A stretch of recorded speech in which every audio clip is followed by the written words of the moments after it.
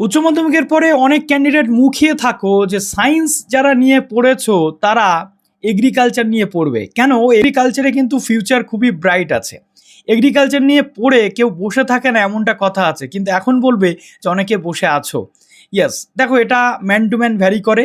Definitely বলা যায় না যে এগ্রিকালচার নিয়ে তুমি পড়লে 110% চাকরি পাবে।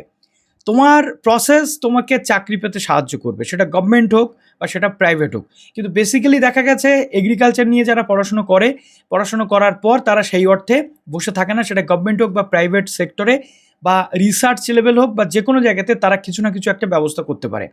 তো আমাদের রাজ্যে এগ্রিকালচার নিয়ে পড়ার জন্য বেশ কিছু টপ ইউনিভার্সিটি আছে গভর্নমেন্ট।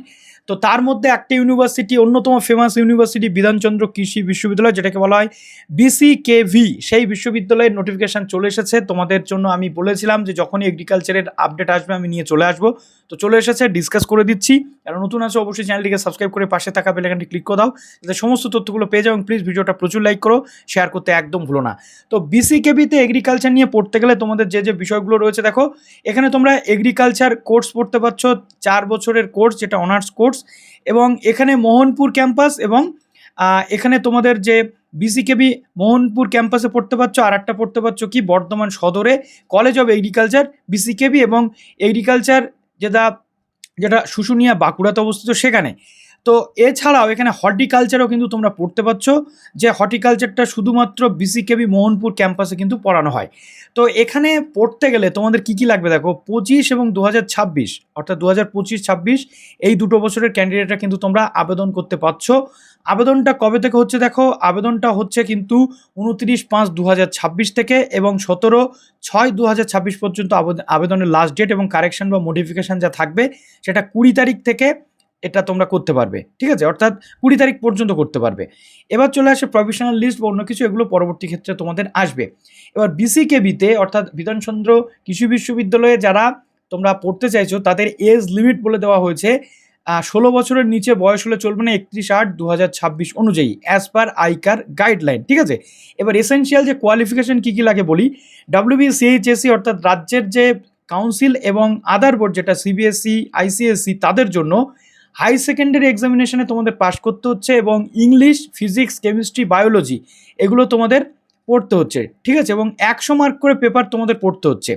এবার চলে আসে percentage of marks, at least 65% marks তোমাদের প্রয়োজন রয়েছে, এবং জেনারেল, ওবিসি এবং ইডব্লিউএস ক্যাটেগরির জন্য। আর 55% মার্কসের প্রয়োজন কাদের? এসসি, এসটি, পিডব্লিউডি ক্যান্ডিডেটের জন্য। এবার বলি, এই যে মার্কস, এটা কিন্তু একটা মিনিমাম মার্কস বলা হয়েছে। এই মানে এটা নয় যে 65 পেলে তোমরা চান্স পাবে, কেননা 95%-এর ওপরে ক্যান্ডিডেটরা শুধুমাত্র এখানে চান্স পায়। যারা 95 আপ পেয়েছো তারাই একমাত্র এখানে আবেদন করো, ভালো মার্কস যারা পেয়েছো। এবং আইকার ক্যান্ডিডেট একটা ন্যাশনাল লেভেলের এন্ট্রান্স হয়, সেই যে টেস্ট হয় সেই টেস্টে আইকার ক্যান্ডিডেটসদের জন্য এটা অ্যাপ্লিকেবল নয়। এবার চলে আসছে WBSVCT। ঠিক আছে, এবার তোমাদের বলি আইকার ক্যান্ডিডেটদের জন্য কিন্তু একটা সংরক্ষণ এখানে থাকে, একটা সিট সংরক্ষণ থাকে আইকার ক্যান্ডিডেটদের জন্য। তো এখানে এবার তোমাদের বলি, যেটা দেখো সিট সংরক্ষণ তো আমি তোমাদের বলে দিলাম। এবার ভোকেশনাল স্ট্রিমের যারা ক্যান্ডিডেট রয়েছে তাদের জন্য ইংলিশ এবং বায়োলজি কম্পালসারি বলছে, অর্থাৎ এখানে তোমাদের যারা এমনি বোর্ডের ক্যান্ডিডেট রয়েছে তাদের জন্য পিসিবি অর্থাৎ ফিজিক্স, কেমিস্ট্রি, বায়োলজি এবং ইংলিশ পড়া বাধ্যতামূলক। এবার চলে আসে ভোকেশনালদের জন্য বলছি ইংলিশ এবং বায়োলজি বাধ্যতামূলক, তার সাথে ফিজিক্স অথবা কেমিস্ট্রি পড়লে কোনো সমস্যা কিন্তু নেই। 65% মার্কস এখানেও কিন্তু বলে দেওয়া হয়েছে। এবার সিটটা একটু তোমাদের বলে দিই, যে মোহনপুর ক্যাম্পাস বা অন্যান্য যে ক্যাম্পাস রয়েছে আমি স্ক্রিনে দেখিয়ে দিলাম, সিটটা একটু তোমরা দেখে নিচ্ছ। এই টোটাল সিটে প্রত্যেক বছর যেটা আইকার ক্যান্ডিডেটদের জন্য কিন্তু 20% সিট সংরক্ষণ থাকে। যারা আইকার ক্যান্ডিডেট আছে এই সিটে তারা কিন্তু অ্যাডমিশন নিতে পারবে। টোটাল মোহনপুর ক্যাম্পাস 184টা সিট রয়েছে টোটাল।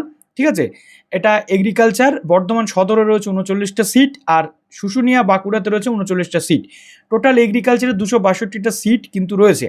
হর্টিকালচারের জন্য শুধু মোহনপুর নদিয়া যে ক্যাম্পাস রয়েছে এখানে টোটাল 45টা সিট কিন্তু রয়েছে। ঠিক আছে, এবার চলে আসে কি না, হিল বা ট্রাইবাল যে কোটা, এই প্রত্যেকটা কোটা অনুযায়ী আলাদা আলাদা সিট কিন্তু সংরক্ষণ করা রয়েছে।